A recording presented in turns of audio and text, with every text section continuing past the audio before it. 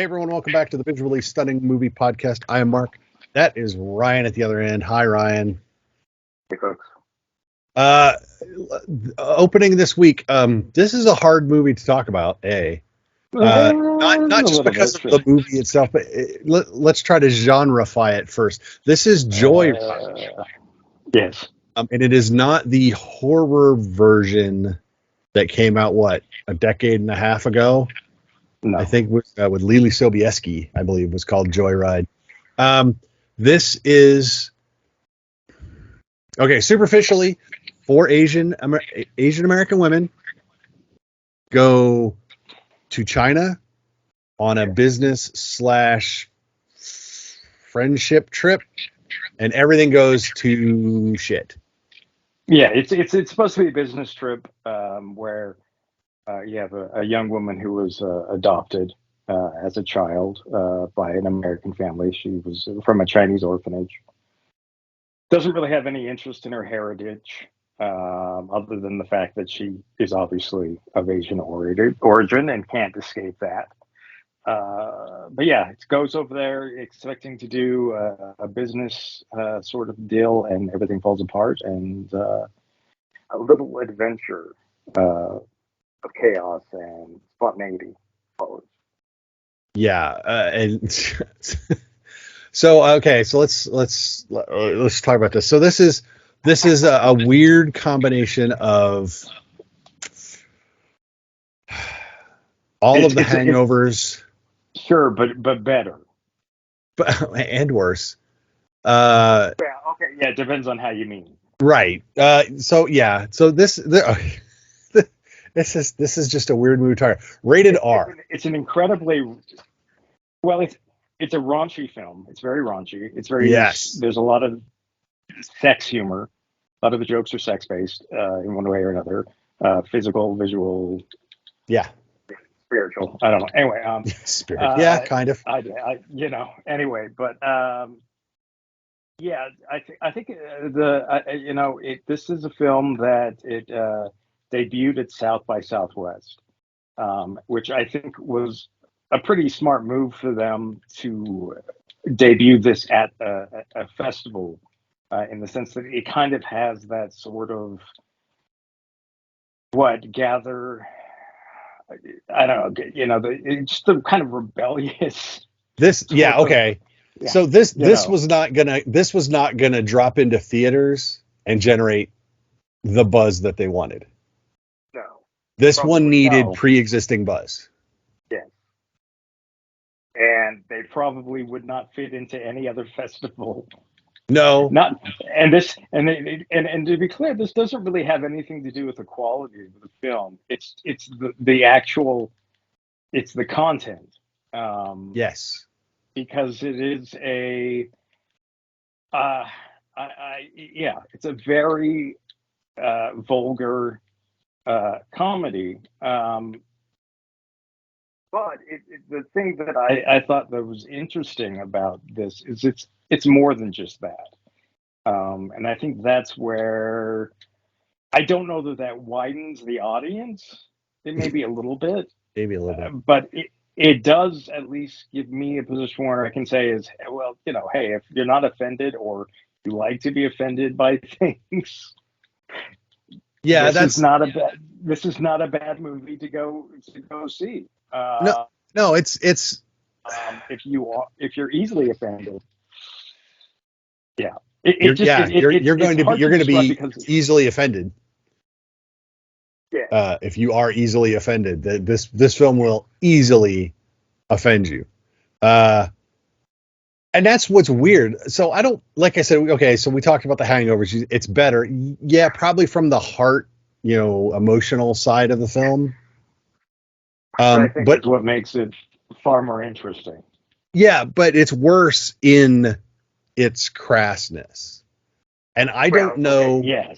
But is that because, and I don't have an answer for this, but the question is it because it's women? And I don't know that's something we can actually answer. I think at least not definitively. No, I mean, my thing was that I was the question in my head was, is when women make comedies like this, do they feel like they have to go further than the male centric comedies like this in order to make it stick, or is it a leftover prejudice against females going? I don't know. Is it a suppressed Victorian prudishness? I don't think so. I like crass comedies as much as the next one, but I think objectively this film is way more crass than any of the hangovers. But I'm trying to think. It's like when female filmmakers make films like this, or when filmmakers make films like this with centered around women, do they feel the need to go farther to up the shock value? To, you know what I mean? Because remember when Bridesmaids came out, that way everyone was like, oh, that's like that was the female Hangover. And again, I would argue better film. Yeah, but way better. But I don't know that it went. I mean, aside from the no. This goes further. No, absolutely. No, this one goes. This goes till it can't go anymore. Yeah, this was unrated initially. When I saw it, it finally got rated between the time when I saw it and you saw it. And I don't know that they did any cutting, but I can guarantee you there was a lengthy conversation about what should this film be rated. If this is if they cut it, and this is the cut, I'm pretty sure they didn't. If that's what you saw, so, that's amazing. So yeah, I don't know that they cut anything. I'm assuming they didn't. I mean, because it's still only 95 minutes long. Yeah, and so I assume that they just eventually finally talked somebody into giving this an R rating, and which I don't think is. I mean, I don't know that I could call this an NC-17. Although I don't know what that is. Well, the thing, okay. So I was going to say, because NC-17 is supposed to be for adult content, whereas your R or your X, your NC-17 is for violence, maybe. This is clearly not an X, which is still reserved for porn. Yeah, basically. This doesn't really fit there. The argument on the rating for this has to be, is it going to be NC-17? Because there was never a question it was going to be the hardest R they could drop. Yeah. But what's funny is that if you cut out 5 actual minutes, which doesn't actually remove some of the situations, just those parts. The more explicit, the more extreme parts. This actually, now it's 90 minutes and there's no question. It's like, you just call it's an R for language more than anything.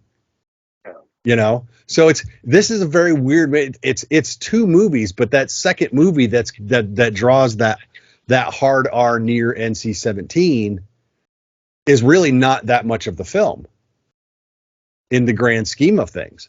So like I said, it's a weird film to try to categorize. It's a weird film to evaluate, because when it's good, it's good. And then you got parts where it's like, do you even need that, given everything else that's in the film? So, or does it need to go that far? I don't know. It's just a weird film to talk about and try to pin down. Well, yeah. I mean, look, I don't really like contemporary comedies, and people, if I have and I've said this before, but if I have a kind of a blind spot to where I'm not entirely sure if it's good or not, right? Because I think there's certain areas where it's like, well, it's just not my thing, to the point where I almost, I don't know that I can necessarily say if it's good or bad, because for its audience, it may be exactly what that audience wants. But I can say that, this film definitely makes you uncomfortable, definitely makes you cringe, definitely makes you,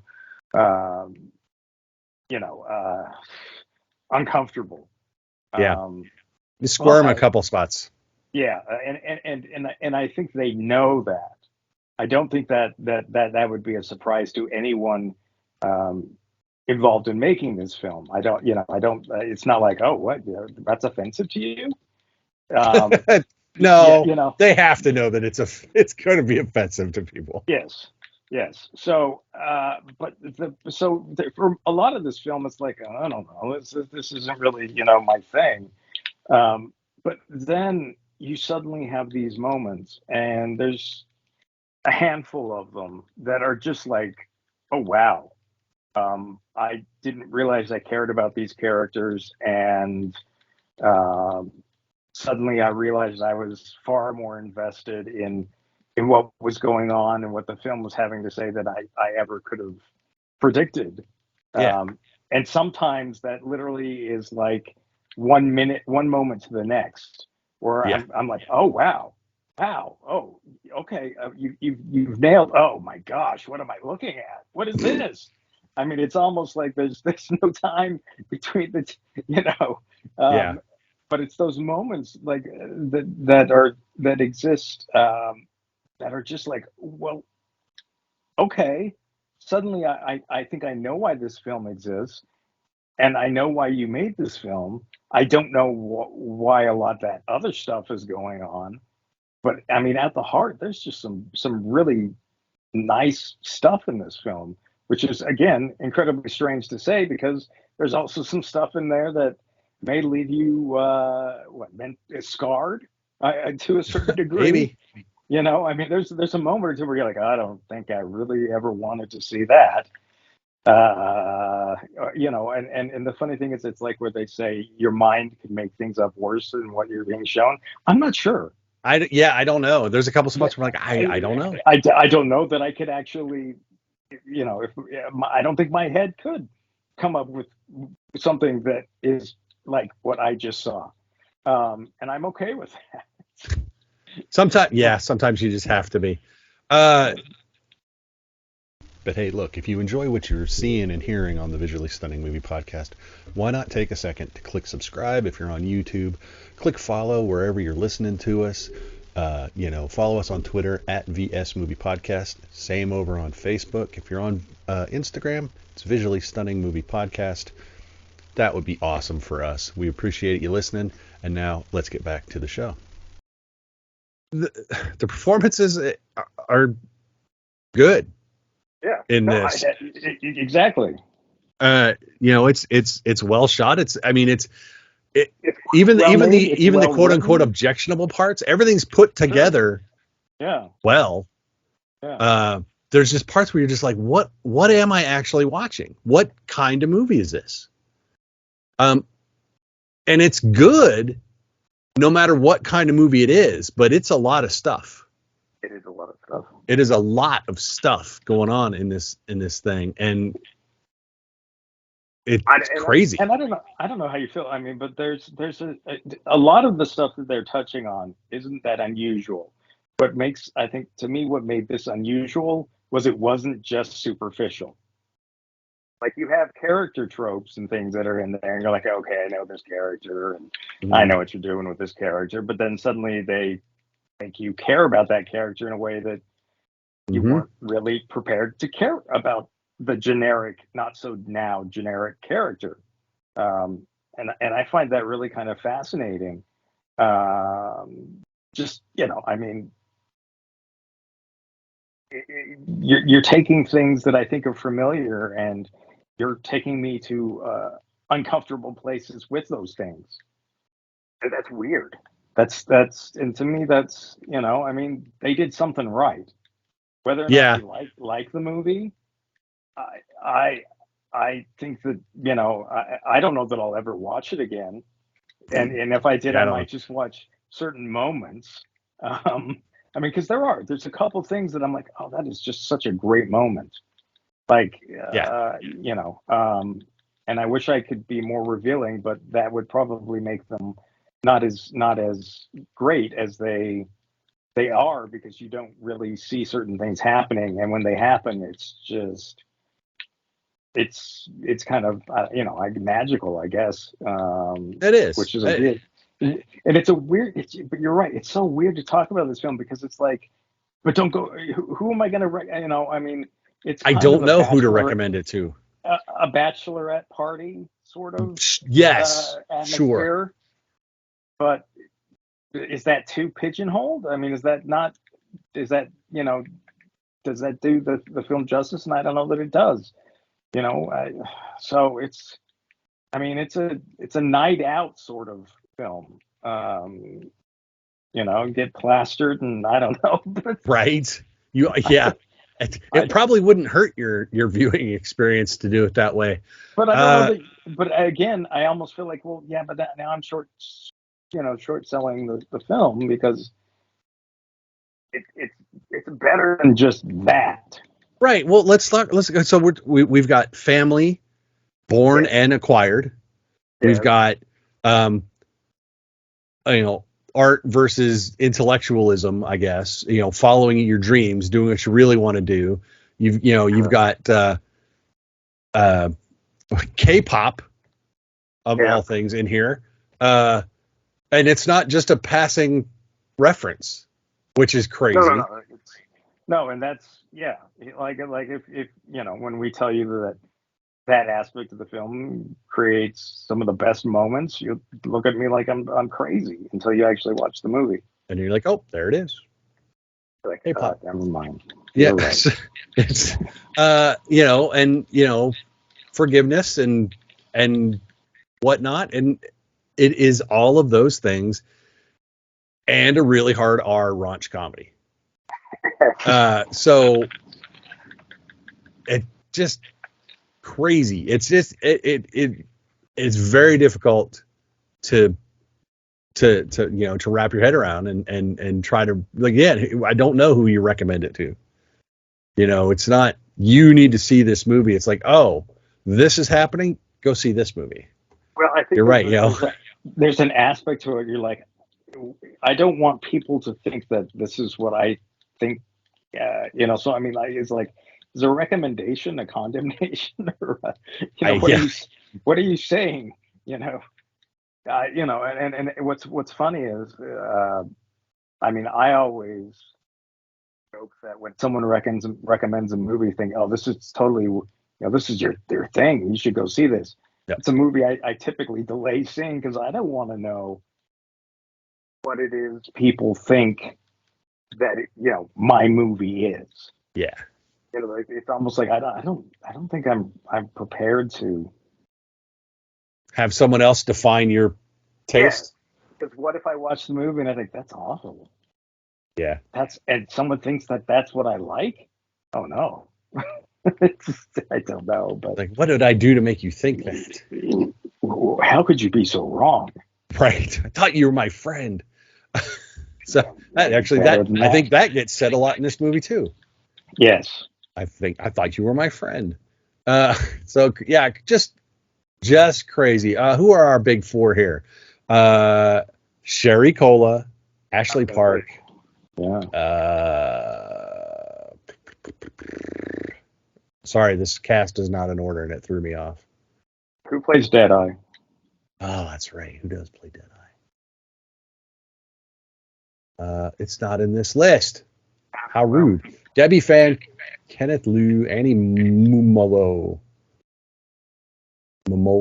There's a lot of it's cast of lots. And the writers on this, by the way, I believe they all worked on Crazy Rich Asians, but there's some connection. That one isn't. But they also some of them worked on Family Guy, some of them worked on Awkwafina, her TV show, The Orville, Resident Alien, Family Guy, just this weird swath of comedies that push the limits of television in a lot of ways. And then that now they're doing, they've teamed up to write this.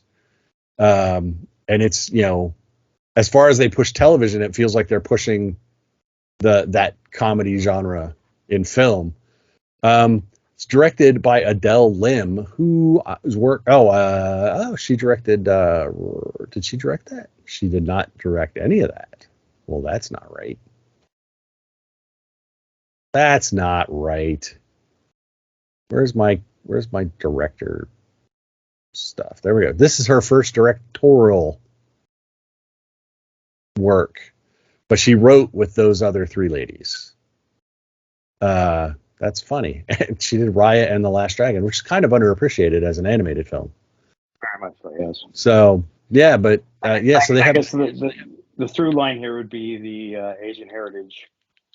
Yes, of all the writers and the director. And then they all have very similar or overlapping TV writing credits or writing credits in general. So yeah, that's interesting that they all kind of overlap like that. Well, not interesting. I think you could only write this movie and make this movie if you were really comfortable with the people you were working with. Yeah. So Yeah. that's probably how this. I wonder how many of these were jokes that they had been saving. Or they were like, there's no way they'll go for this. Right. Hey, guys, we're going to put it in so that we can cut it. And then everyone actually liked it. And so they're just like, oh, I guess it stays in. That wouldn't surprise me either. I'll bet that happens a lot in comedies like this. But yeah, I'm between the time you saw it and the time I saw it, I'm not even sure if it was rated when I saw it. Yeah. Well, there was a conversation that it hadn't really happened yet. But people were kind of eyeing because the thought was that if it didn't get rated R, it was going to come out as unrated, right? Rather than take the NC-17. You know, and I'm not behind the scenes. I don't have any special insight to what was going on, but it did seem interesting to me at the time that this film wasn't rated.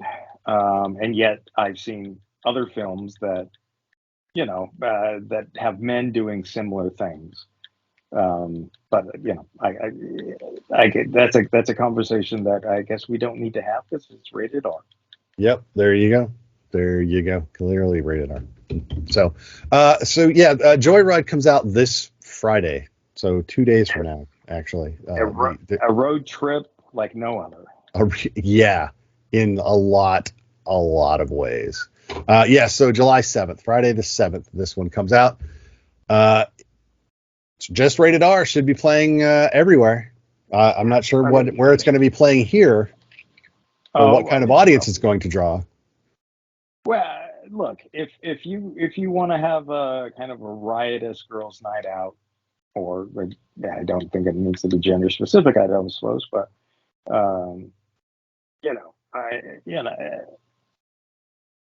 it's not a date. It's not a date movie.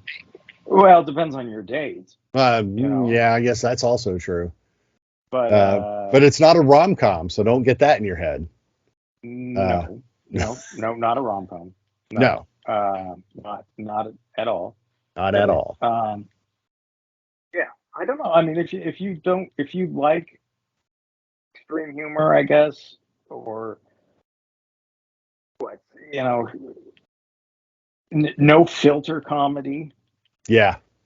Because there's absolutely no filter at all in this visually or whatever. So I mean it's just weird because it's like there's a part of me that would like a lot of people to see this film, and at the same time there's a part of me that has no idea who those people are. Right. Say that you should go see this. It's like, as you mentioned, it's like, you should go see this. And they're like, really? And then you have to think about it. It's, well, maybe. But wait. Let me warn you first about something. About something. Several somethings. It's just a crazy, crazy flick. So, Joyride, who made this one, actually? I believe it's Lionsgate who's releasing it. Yeah, there's a shocker. If A24 made R-rated raunch comedies, this would probably be an A24 film. But Lionsgate makes sense.